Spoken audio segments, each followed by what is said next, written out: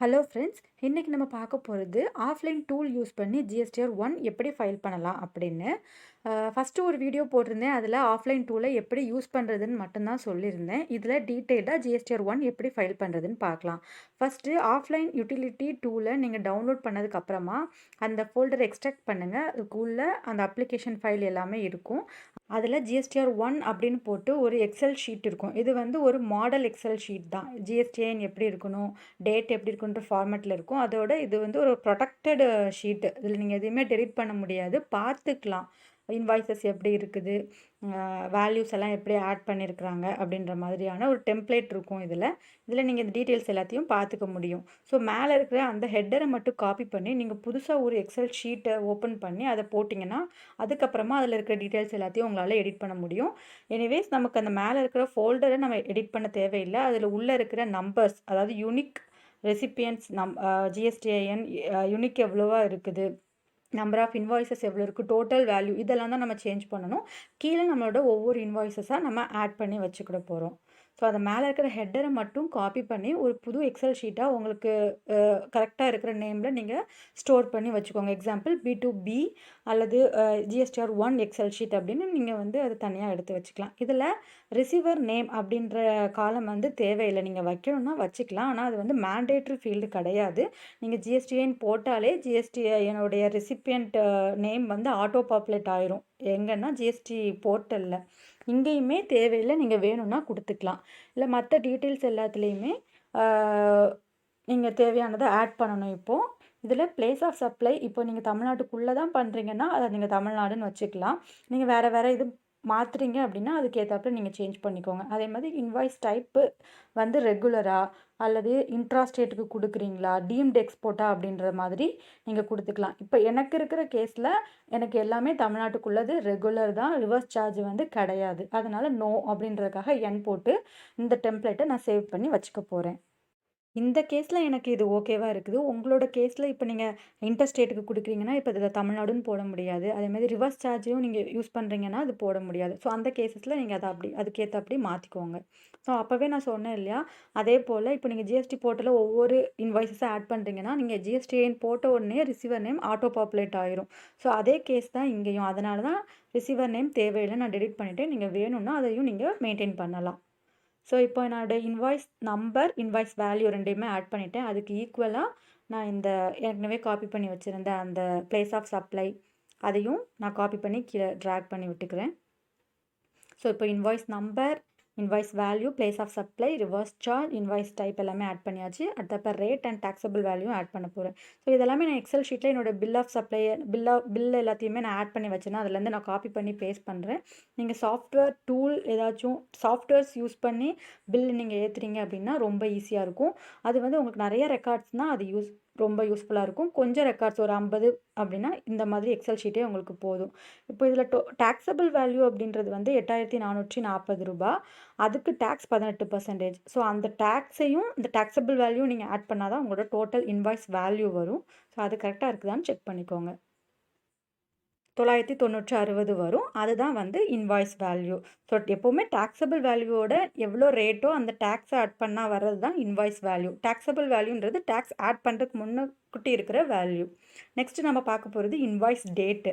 டேட்டும் வந்து இப்போ இதில் 04/01 இருக்குது. அந்த ஃபார்மேட் கிடையாது. நீங்கள் எக்ஸல் ஷீட்டில் போய் பார்த்தீங்கன்னா அந்த ஆஃப்லைன் யூட்டிலிட்டியில் இருக்கிற அந்த எக்ஸல் ஷீட்டை போய் பார்த்தீங்கன்னா அந்த டேட்டு ஹைஃபன் அந்த மந்தோட 3 லெட்டர் அதுக்கப்புறம் அந்த இது இருக்கும். அதை எப்படி நம்ம கொண்டு வரணும் அப்படின்னா அந்த டேட்ஸ் உங்களோட ஒரிஜினல் இன்வாய்ஸோட டேட் எல்லாத்தையும் காப்பி பண்ணி ஒரு புது எக்ஸல் ஷீட்டில் போட்டுக்கோங்க. அதை வந்து டேட் ஃபார்மேட்டுக்கு மாற்றிடுங்க. அதுக்கு வந்து அதை கிளிக் பண்ணிவிட்டு இந்த மேலே ஜென்ரல் இருக்கும் அதை டேட்டுன்னு மாற்றிடுங்க. நெக்ஸ்ட்டு இன்னொரு பக்கத்தில் இருக்கிற ஒரு காலமில் இந்த ஃபார்முலாவை டைப் பண்ணணும். ஈக்குவல் டு அப்படின்னு போட்டு டெக்ஸ்ட்டு எந்த காலம் இருக்குதோ அதை D1, இப்போ நான் வந்து டியில் இருக்குது, அப்போ D6 அப்படின்னு போட்டுட்டு DDMMMYYY அந்த ஹைஃபன் போட்டு ஆட் பண்ணிக்கோங்க. இதுதான் அந்த ஃபார்முலா. இப்போ நீங்கள் என்ட்ரு அடிச்சிங்க அப்படின்னா அந்த பர்டிகுலர் டேட் வந்து இந்த ஃபார்மேட்டுக்கு மாறிடும். ஸோ இதுதான் அந்த ஃபார்மேட்டு. இதை நீங்கள் இப்போ அப்படியே ட்ராக் பண்ணிகிட்டே கீழே வந்தீங்க அப்படின்னா உங்களுக்கான அந்த கரெக்டான ஃபார்மேட் அது கிடச்சிரும். இந்த ஃபார்மேட்டில் தான் நீங்கள் வச்சுருக்கீங்கன்னா பிரச்சனை இல்லை. இது வேறு ஃபார்மேட்டில் இருக்குது டேட்டு அப்படின்னா இந்த ஃபார்முலா வந்து உங்களுக்கு யூஸ்ஃபுல்லாக இருக்கும். ஸோ இப்போ என்னோட இன்வாய்ஸ் டேட்ஸ் வந்து எல்லாத்தையுமே நான் காப்பி பண்ணிவிட்டேன். அதை கொண்டு இங்கே பேஸ்ட் பண்ண போகிறேன். எப்போவுமே எக்ஸல் ஷீட்லேயே நீங்கள் இன்னொரு ஷீட்லேருந்து பேஸ்ட் பண்ணீங்க அப்படின்னா ரெஃபரன்ஸ் வேல்யூனால அது தப்பாக தான் பேஸ்ட் ஆகும். ஸோ இந்த மாதிரி கிளிக் பண்ணி பேஸ்ட் பை வேல்யூ அப்படின்ற மாதிரி கிளிக் பண்ணிட்டீங்கன்னா கரெக்டான வேல்யூ அதில் என்டர் ஆயிரும். ஸோ அப்பப்போ ஷீட்டை வந்து சேவ் பண்ணிக்கோங்க. நெக்ஸ்ட்டு இப்போ ஜிஎஸ்டிஎன் மட்டும்தான் ஆட் பண்ணணும். Next total invoice value. இப்போ உங்களோட இன்வாய்ஸஸ் ஒவ்வொன்றுமே யூனிக்காக இருக்குது அப்படின்னா பிரச்சனையே இல்லை. நீங்கள் இது எல்லாத்தையுமே அப்படியே ட்ராக் பண்ணிவிட்டு மேலே ஆட்டோ சம் அப்படின்னு ஒரு சிம்பிள் இருக்கும். அதை கிளிக் பண்ணிங்கன்னா டோட்டலாக எத்தனை நீங்கள் இன்வாய்ஸஸ் ஆட் பண்ணியிருக்கீங்களோ அது அவ்வளோத்தையும் சம் பண்ணி அது சொல்லிடும். அதை காப்பி பண்ணி அப்படியே மேலே இருக்கிற டோட்டல் இன்வாய்ஸ் வேல்யூ அப்படின்றதில் ஆட் பண்ணிடலாம். Next total taxable value. இதுக்கும் இதே ப்ரொசீஜர் தான். ஸோ கீழே இருக்கிற இதில் ஐக்கானை வச்சுட்டு நீங்கள் சம் அப்படின்னு போட்டிங்க அப்படின்னா ஆட்டோ சம் பண்ணி கொடுத்துரும். அதை காப்பி பண்ணி நீங்கள் மேலே இருக்கிற இடத்துல கொண்டு போட்டுடலாம்.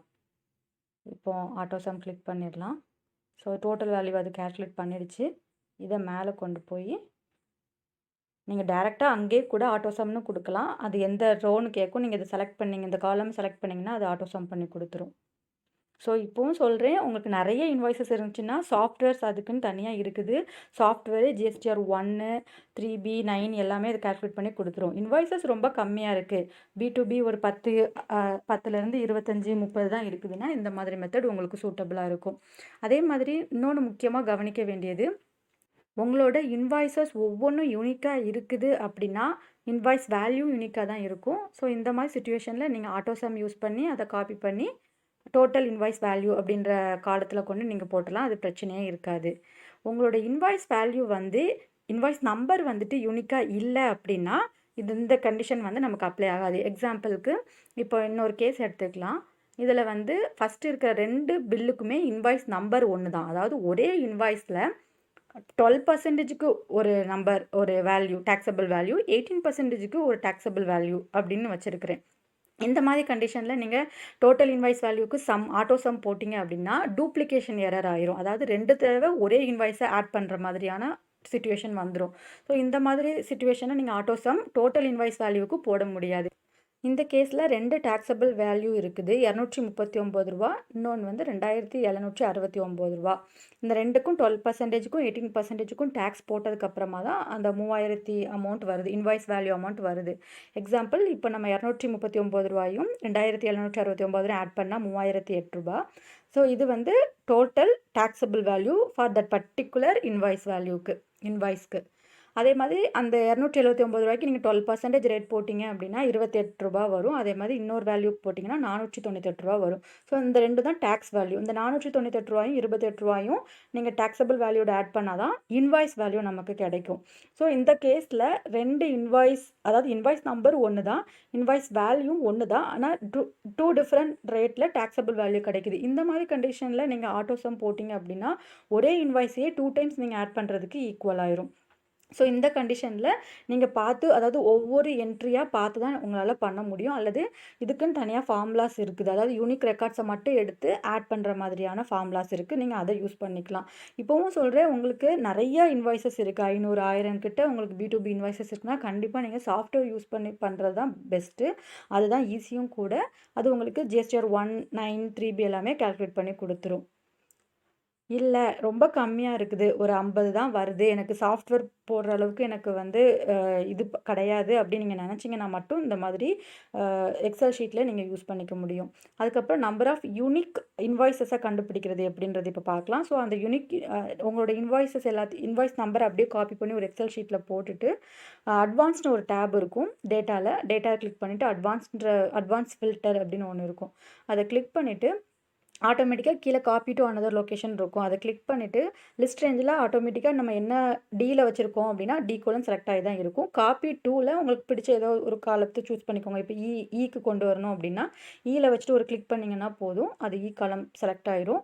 இப்போ யூனிக் ரெக்கார்ட்ஸ் ஒன்லின்றதை கிளிக் பண்ணிவிட்டு ஓகேன்னு கொடுத்தீங்கன்னா சைடில் இருக்கிறது ஃபுல்லாமே உங்களோட இன்வாய்ஸ் நம்பர்ஸ். இந்த சைடில் இப்போ ஃபீல்டில் இருக்கிறது எல்லாமே வந்து யூனிக் ரெக்கார்ட்ஸ். இந்த யூனிக் ரெக்கார்ட்ஸ் தான் நமக்கு தேவை. இதுவும் நீங்கள் ட்ராக் பண்ணி எல்லாத்தையும் செலக்ட் பண்ணிங்கன்னா கீழே அது கவுண்ட் காட்டும். இப்போ 137 கீழே காட்டுது. இப்போ கீழே தெரியலை, அது மறைஞ்சிருக்குது. இந்த இடத்துல காட்டும் 137 அப்படின்னு அது காட்டும். ஸோ இந்த 137 தான் யூனிக் இன்வாய்ஸ் நம்பர்ஸ். ஸோ இந்த இன்வாய்ஸ் நம்பர் தான் எடுத்து கொண்டு போயிட்டு நம்ம மேலே நம்பர் ஆஃப் இன்வாய்ஸஸ்னு ஒன்று இருக்கும், அதை போடணும். இதே கான்செப்ட் தான் ஜிஎஸ்டிஎனுக்கும். நீங்கள் 50 60 ஜிஎஸ்டியை நீங்கள் வச்சுருந்துருக்கலாம். ஆனால் ஒவ்வொரு தடவையும் ஒவ்வொரு இன்வாய்ஸ்க்கு ஒரே ஆளுக்கே அந்த மாதத்துக்கு 2 டைம்ஸ் நீங்கள் கொடுத்துருப்பீங்க. அப்போ நம்பர் ஆஃப் யூனிக் ஜிஎஸ்டிஎன் அதில் கேட்கும். அதுவும் இதே மாதிரி தான் கண்டுபிடிக்கணும். இப்போ இந்த XYZ தான் ஒருத்தரோட ஜிஎஸ்டிஎன் நீங்கள் வச்சுக்கிட்டீங்க அப்படின்னா, ஸோ அதுக்கும் அந்த அட்வான்ஸ்டு அந்த ஃபில்டர் போட்டிங்கன்னா அது நம்மளால் யூனிக் ரெக்கார்ட்ஸை கண்டுபிடிக்க முடியும். இப்போ எக்ஸாம்பிளுக்கு இதுதான், என்கிட்ட நான் ஒரு 50 ஜிஎஸ்டிஐ அதாவது நம்பர் ஆஃப் ரெசிபியன்ஸ் ஆட் பண்ணேன், அதில் 32 தான் யூனிக்கு. அதே மாதிரி இன்வாய்ஸஸ் வந்து ஒரு 70 80 ஆட் பண்ணேன், அதில் 51 தான் unique invoice number. So total taxable value நம்ம ஆட் பண்ணி போடணும். அதில் யூனிக் இன்வாய்ஸஸாக இருந்தால் மட்டும்தான் சம் யூஸ் பண்ண முடியும். அதே மாதிரி டோட்டல் டேக்ஸபிள் வேல்யூ நீங்கள் சாதாரணமாக ஆட்டோ சம் பண்ணி போட்டுடலாம். ஸோ இது வந்து அந்த ஆஃப்லைன் டூல் டவுன்லோட் பண்ணோம் இல்லையா, அதில் இருக்கிற ஃபோல்டருக்குள்ளே இருக்கிற அந்த எக்ஸல் ஷீட்டு தான் GSTR1 எக்ஸல் ஷீட்டு. ஸோ அதுக்குள்ளே ஒரு 14 இன்வாய்ஸஸ் வச்சு அவங்க போட்டு காட்டியிருக்காங்க சும்மா எக்ஸாம்பிளுக்கு. ஸோ அந்த 14 இன்வாய்ஸஸையும் நான் இப்போ காப்பி பண்ணி பேஸ்ட் பண்ணியிருக்கேன். அதே மாதிரி ஃபில்டர் அட்வான்ஸ்டு அதை கிளிக் பண்ணிவிட்டு பக்கத்தில் இருக்கிற இன்னொரு செல்லுக்கு நான் யூனிக் ரெக்கார்ட்ஸ் கண்டுபிடிக்க போகிறேன். ஸோ அதை நீங்கள் அதை இப்படி ட்ராக் பண்ணி பார்த்தீங்கன்னா கீழே கவுண்ட் 12 அப்படின்ற மாதிரி காட்டும். ஸோ என்னதான் 14 இன்வாய்ஸஸ் ஆட் பண்ணியிருந்தாலும் அதில் 2 இன்வாய்ஸஸ் டூப்ளிகேஷன் இருக்குது. நான் இங்கே நம்பர் ஆஃப் இன்வாய்ஸஸில் 12 தான் ஆட் பண்ணணும். அதே மாதிரி நம்பர் ஆஃப் ரெசிபியன்ஸ் இங்கே எல்லாமே ஒரே ஜிஎஸ்டிஎன் தான் கொடுத்துருக்காங்க. அதனால் நம்பர் ஆஃப் ரெசிபியன்ட்டில் 1 தான் கொடுத்துருக்காங்க. இதே மாதிரி ஒவ்வொரு டேட்டா இருக்கட்டும், டேட்டுக்கு என்ன மாதிரியான ஃபார்மேட் இருக்கணும், ரிவர்ஸ் சார்ஜ்னால் எப்படி இருக்கணும், ஒய் அது எஸ் ரிவர்ஸ் சார்ஜில் யூஸ் பண்ணி நீங்கள் பே பண்ணுறீங்கன்னா ஒய்ன்னு இருக்கணும், இல்லைனா என்னன்னு இருக்கணும், ரெகுலர்னு இருக்கணும், இன்ட்ராஸ்டேட்டுக்கு கொடுக்குறீங்க, டீம்டு எக்ஸ்போர்ட் கொடுக்குறீங்கன்னா என்ன மாதிரி இருக்கணும் அப்படின்ற ஒவ்வொன்றுக்கும் ஒவ்வொரு ஃபார்மேட் கொடுத்துருப்பாங்க. இது B2Bக்கு மட்டும் இல்லை, B2B அமெண்ட்மெண்ட்ஸு, B2C லார்ஜு ஸ்மாலு எல்லாத்துக்குமே கிரெடிட் நோட்டு டெபிட் நோட்டு ஒவ்வொன்றுக்கும் எப்படி ஃபார்மேட் இருக்கணும் அப்படின்றது அந்த ஆஃப்லைன் டூலை நீங்கள் டவுன்லோட் பண்ணிங்கன்னா அதுக்குள்ளே இருக்கிற ஃபைல்லையே உங்களுக்கு ஃபார்மேட் எல்லாமே கொடுத்துருப்பாங்க. இந்த மாதிரி ஃபார்மேட்டில் இருந்தால் மட்டும்தான் நீங்கள் ஆஃப்லைன் டூலில் போடும்போது உங்களுக்கு எரர்ஸ் வராது, ஈஸியாகவும் இருக்கும். இல்லாட்டினா கண்டிப்பாக அது எரர் த்ரோ பண்ணிட்டே இருக்கும். அப்படி இல்லைனா நீங்கள் கண்டிப்பாக ஒரு இதுக்குன்னு உள்ள ஜிஎஸ்டிக்குன்னு உள்ள சாஃப்ட்வேர்ஸ் யூஸ் பண்ணி அது மூலமாக தான் உங்களோட இன்வாய்ஸஸ் எல்லாத்தையுமே ஏற்றி GSTR1 3B எல்லாமே ஃபைல் பண்ண வேண்டியிருக்கும். இப்போ எக்ஸாம்பிளுக்கு GSTR1ல இருக்கிற B2C எப்படி பண்ணுறதுன்னு பார்க்கலாம். ஸோ இதுக்கும் அப்படி தான், நீங்கள் மொத்தமே B2Cனா B2C கஸ்டமர்ஸ்க்கு என் கஸ்டமர்ஸ்க்கு போகிற ரீட்டைல் பிஸ்னஸ் பண்ணுறவங்க. ஸோ அந்த மாதிரி பில்ஸ் எல்லாத்தையும் மொத்தமாக ஜிஎஸ்டின்னு தேவையில்லை, மொத்தமாக 12% எவ்வளோ 18% எவ்வளோ அப்படின்னு ஆட் பண்ணி போடணும். இப்போ எல்லாத்தையும் நம்ம செஞ்சு வச்சாச்சு. நெக்ஸ்ட்டு நம்ம ஆஃப்லைன் டூலை ஓப்பன் பண்ணி நியூ அப்படின்ற அப்லோட் அப்படின்ற பட்டனை கிளிக் பண்ணிவிட்டு நம்ம சேவ் பண்ணி வச்சுருக்கிற அதாச்சும் க்ரியேட் பண்ணி வச்சுருக்கிற ஃபைலை நம்ம அப்லோட் பண்ணிடலாம். இப்போ நான் B2B இன்வாய்ஸஸ்க்கு க்ரியேட் பண்ண ஃபைலை பண்ணிவிட்டேன், எரர்ஸ் எதுவும் இல்லை. ஸோ ஜென்ரேட் ஃபைல் கொடுத்து ஜேசன் ஃபைலை டவுன்லோட் பண்ணி வச்சுக்கணும். அதே போல் B2C க்ரியேட் பண்ணி வச்சுருந்தேன், அதையும் கொண்டு உள்ளே போட்டுடலாம். ஸோ B2C ஸ்மால் இதே மாதிரி நீங்கள் ஒவ்வொன்றும் உங்களுக்கு நிறைய இன்வாய்ஸஸ் இருக்குது அப்படின்னா நீங்கள் amendments credit note debit note எல்லாமே ஆட் பண்ணலாம். ஸோ இப்போ இதையும் ஆட் பண்ணிக்கிறேன். எரர்ஸ் எதுவும் இல்லைன்னா அது ஆட்டோமேட்டிக்காக ஆட் ஆகி சக்ஸஸ்னு வந்துடும். ஜென்ரேட் ஃபைல் கிளிக் பண்ணிங்கன்னா ஒரு ஃபைல் டவுன்லோட் பண்ண சொல்லி கேட்கும், அதை நீங்கள் டவுன்லோட் பண்ணி வச்சுக்கணும்.